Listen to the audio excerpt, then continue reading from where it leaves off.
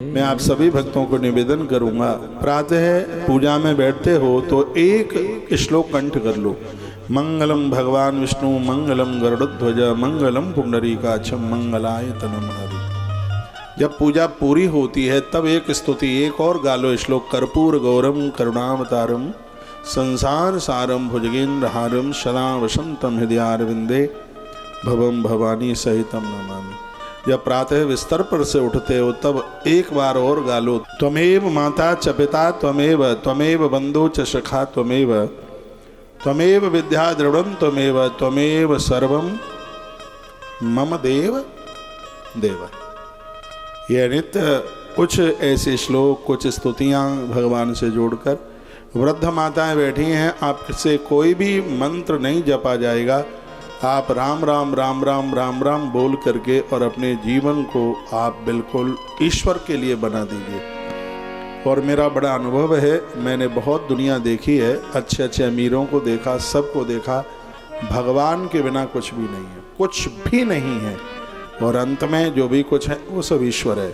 आपने द्रौपदी की कथा सुनी है, उसको अभिमान इस बात का था कि मेरे पास में 5 पति हैं। और देखो द्रौपदी की लाज, द्रौपदी का वस्त्र तभी खिंच रहा है जब 5 मारुति वहां आगे बैठे।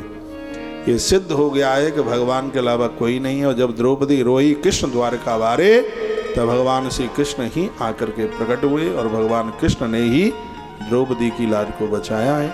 तो ईश्वर के अलावा हमारा और आपका कोई भी नहीं हो सकता।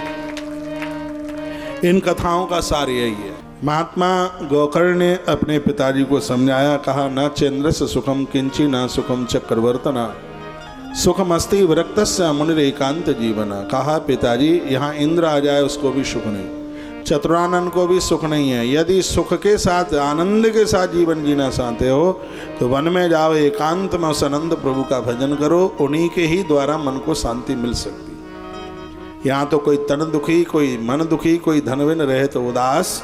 यहाँ तो थोड़े थोड़े सगरे दुखी, सुखी राम के दास। जो भगवान के बन गए हैं उन्हीं के लिए आनंद है, कुछ भी नहीं है। सब ऐसा ही झमेला है, ये तो ऐसे ही झूठा मेला है।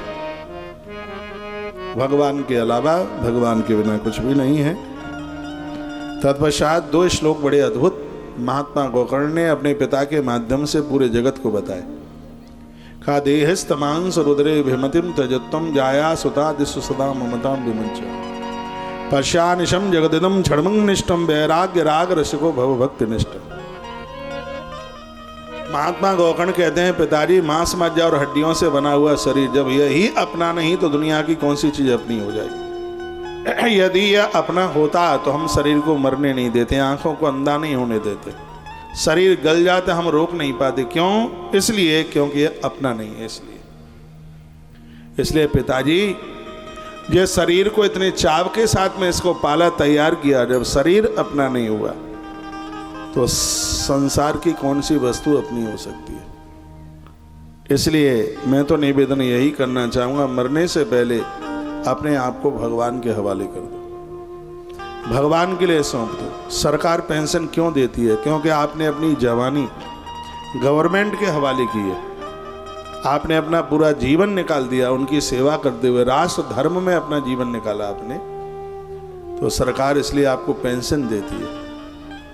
और मैं आपको निवेदन करना चाहूँगा, यह जीवन जिस दिन भगवान से जुड़ जाएगा उस दिन आनंद का सावन बरसेगा, किसी भी चीज की जिंदगी में कोई कमी नहीं रहेगी, प्राण ऐसे आराम से निकलेंगे, मरते समय में भी कोई कष्ट नहीं होगा और अगला जन्म भी हमें और आपको बढ़िया ही बढ़िया मिलेगा। अच्छे घर में, संभ्रांत घर में, अच्छे माता पिता के घर में, संभ्रांत घर में जिंदगी मिलेगी।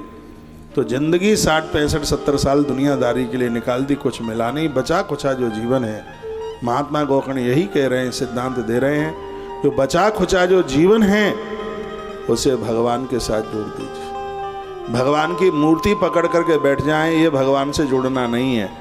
नैतिक काम कीजिए जिसमें दुर्गंध नहीं है, वासना की दुर्गंध नहीं है, जिसमें पापों की गंध नहीं है, उनसे दूर रहना, यही ईश्वर के साथ जुड़ना है, यही भगवान के साथ जुड़ना है। किसी के साथ ऐसा व्यवहार मत कीजिए जो व्यवहार स्वयं को पसंद नहीं है। लोग स्वयं के साथ बढ़िया व्यवहार चाहते हैं लेकिन दूसरों के लिए उतना अच्छा व्यवहार करते नहीं हैं। इसमें एक भी माता ऐसी नहीं है जो ऐसा सोचे कि मेरी भाभी मेरे मम्मी पापा की सेवा ना करे। यहाँ जितनी भी मेरी बहनें बैठी हैं और जब भी टेलीफोन करती हैं तब यही पूछती हैं, मम्मी भाभी ने नाश्ता पापा को समय पर दे दिया था क्या? लेकिन उसको ये नहीं पता है कि तूने अपने ससुर को थरिया कब से नहीं परोसी। और रोज़ फ़ोन करके पूछती है, डेली पूछती है, फ़ोन करेगी, पूछेगी, मम्मी भाभी मम्मी पापा आपका ख्याल तो रखती होगी। अब इसको ज्ञान कौन देगा, इसको कौन बतावे? लेकिन वो माँ तो कहती नहीं है। वो भी तो एक बार पूछ ले, बेटा तू अपने पापा के लिए पूछ रही है तो इतना कभी तू ध्यान अपने ससुर का रखती है क्या, अपनी सास का ध्यान रखती है क्या? और एक बार उधर से अपनी बेटी को इतना प्रश्न कर दे, भगवान का धाम तो उस घर में ही उतर के आ जाएगा, आनंद हो जाएगा। जो हम दूसरों को ज्ञान दे रहे हैं, पता नहीं अंदर में क्यों नहीं प्रकट होता। तो ये कथा यही तो कहना चाहती है, इस कथा का संदेश यही तो है। महात्मा गौकर्ण कहते हैं पिताजी शरीर कुछ नहीं है, सब ऐसा ही है संसार। तो संसार में तो स्वार्थ है। जिंदगी में हजारों का मेला जुड़ा, हंस जब भी उड़ा तो अकेला उड़ा। ना वो राजा रहा ना वो रानी रही, बस हर दिन सुनने की कहानी रही। पति का भी पत्नी से ना जोड़ा मिला, हंस जब भी उड़ा तो अकेला उड़ा। जन्म पत्री में तो गुण मिल गए थे 28, लेकिन वैसे नहीं मिले 5 भी नहीं। दोनों आमने सामने बैठ जाएं और फिर गुण मिलाएं साक्षात रूप से, 5 भी मिल जाएं तो ज्यादा समझ ले। 5 तो ज्यादा बोल गया हूं। और जन्म पत्री में विवाह के समय में 28 मिला दिए, पूरे पंडित जी ने 28 गुण मिलाए। और वैसे 5 भी नहीं मिलते हैं आपस में।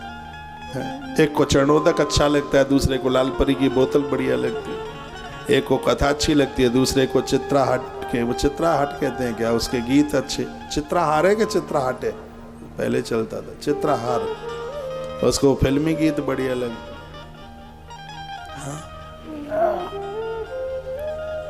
एक को गैया का दूध बढ़िया अच्छा लगता है, दूसरे को कॉफी अच्छी लगती है। तो मिलते कहाँ है?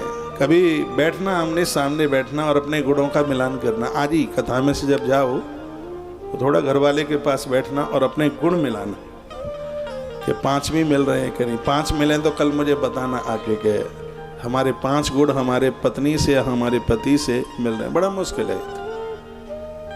लेकिन जो महात्मा गौकर्ण ने जो बात कही, आंख में आंसू आ गए, रो पड़े, कहने लगे पिताजी बस घर छोड़ दो, अब इस घर में रहने की जरूरत नहीं है। वन में जाकर के बस भजन करो, 2 काम करो। 2 काम करने के लिए शरीर तो बिल्कुल किराए का घर है। किराए के मकान में जो रहते हैं, मैं रहा हूँ किराए के मकान पर, जिसमें दिक्कत होती थी थूकने में भी, खड़े होने पर भी आवाज आती थी। दूसरी मंजिल पे मैं रहता, नीचे से आवाज आती थी।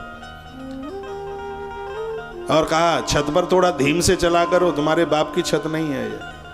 हमने कहा ये तो हमें भी पता है हमारे बाप की नहीं है, लेकिन क्या करें, शरीर का वजन इतना है, धीमे भी चलते हैं तो वो जोर से ही आवाज देती है छत, क्या करे। तो वैसे वेट नहीं है, अब शरीर तो हट्टा कट्टा है तो वजन तो होगा ही कुछ, क्योंकि फ्रेम मजबूत है, बेस मजबूत बनाया है भगवान ने। बढ़िया वाले मोटे वाले सरिया डाले 32 mm वाले, वो नीचे से आवाज। किराए के मकान में कितनी दिक्कत है ये कोई मुझसे पूछ ले, क्योंकि मैं अपने विद्यार्थी काल में किराए के कमरे में रहा हूँ। उसी में रसोई, उसी में चूल्हा चौका, उसी में भगवान का मंदिर, उसी में रहना करना बड़ा मुश्किल होता है। आप भी रहे होंगे, अनुभव रखते हैं। शरीर भी बिल्कुल ऐसे ही है, जैसे किराए के मकान पर अपना अस्तित्व नहीं है, प्रभाव नहीं है, वैसे शरीर पर नहीं है। कोई आज सज्जन मुझे मिलने को आए, उन्होंने कहा हमें पहचान लिया। मैंने कहा हाँ मैंने तो आपको पहचान लिया है, लेकिन आप इतने बूढ़े कैसे हो गए? बोलते हैं टेंशन बढ़ गए, क्या बताएं, बच्चे बात नहीं मानते हैं, बीमारी हो गई है, ब्लड प्रेशर बढ़ गया, थायराइड बढ़ गया है, आपसे दवाई लेने को आए। मैंने कहा तुम तो इतने जल्दी बूढ़े गए, उम्र कितनी थी? 44 साल। मैं तो सुन के हैरान था, 44 साल में तो लोग युवा रहते हैं, वो वैसे हो गए फरफोटा बिल्कुल एकदम। देखिए यहाँ पे संसार के लिए तनाव, टेंशन करोगे तो जिंदगी खत्म करने के अलावा और कुछ भी नहीं है।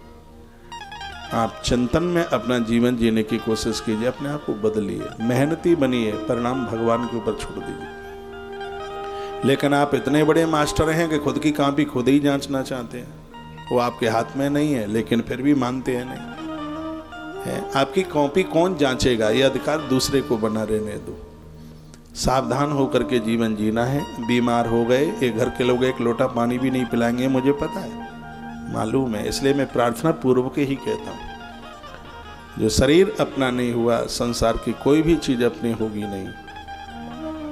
देहिस्तेमांस रुद्रे भीमतिम तजत्तम जाया सुतादिशु सदा ममताम विमुच पश्यानिशम जगदिदम छड़वंग निष्ठम